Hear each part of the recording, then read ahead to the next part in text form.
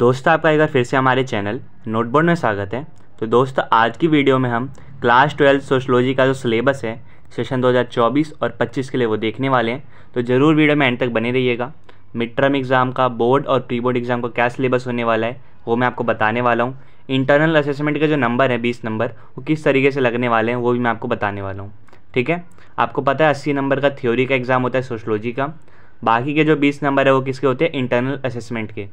उसमें आपको प्रोजेक्ट बनाना होता है, वाइवा होता है, ये सब होता है। ठीक है, तो सबसे पहले मैं आपको सिलेबस बता देता हूँ मिड टर्म एग्ज़ाम का।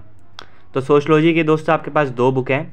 बुक 1 जो है इंडियन सोसाइटी, इसमें से chapter number 1 introducing Indian society non evaluative लिखा है कि यानी कि इसके बारे में बस आपको आइडिया होना चाहिए, आपके पेपर में नहीं आएगा।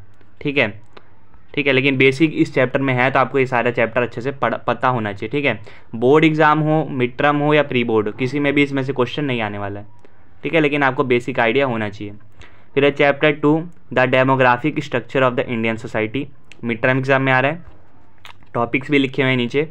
Chapter 3 social institutions continuity and change, ये भी आ रहा है मिड टर्म एग्जाम में।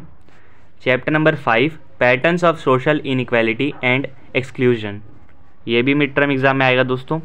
Chapter 6 the challenges of cultural diversity, ये भी मिड टर्म एग्जाम में आएगा। चैप्टर 7 में क्या लिखा है दोस्तों? सजेशन फॉर प्रोजेक्ट वर्क, ये भी नॉन इवेल्युएटिव है, यानी ये भी बस आपको ऐसे पढ़ना है प्रोजेक्ट के लिए। अगर आपको प्रोजेक्ट इस चैप्टर में से बनाना है तो आप बना सकते हैं।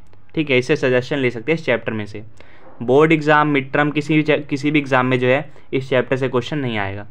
ठीक है दोस्तों, तो फर्स्ट चैप्टर जो है वो नॉन इवेल्युएटिव है, यानी पेपर में उससे क्वेश्चन नहीं आएगा। ऐसे ही जो हमारा 7 चैप्टर है वो भी नॉन इवेल्युएटिव है। ठीक है, तो ये थे बुक 1 के चैप्टर्स जो आपके मिड टर्म एग्जाम में आ रहे हैं।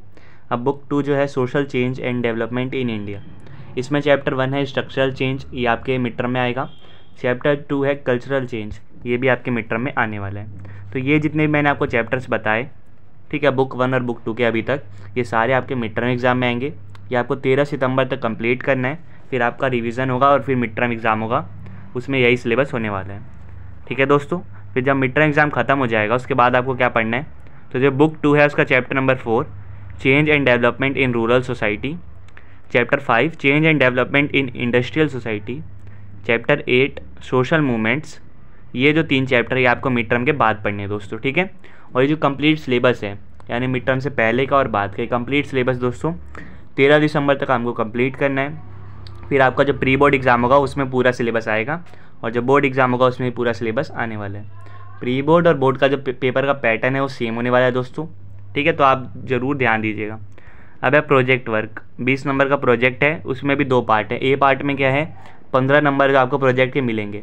इंट्रोडक्शन का 2 नंबर है, स्टेटमेंट ऑफ पर्पज़ यानी किस लिए बनाया है 2 नंबर, रिसर्च क्वेश्चन क्या था 2 नंबर, मैथडोलॉजी किस तरीके का मैथड आपने यूज़ करा है 3 नंबर का है, डेटा एनालिसिस कैसा है आपका 4 नंबर, और कंक्लूजन आपका क्या है 2 नंबर। तो 15 नंबर इस तरीके से प्रोजेक्ट के होंगे।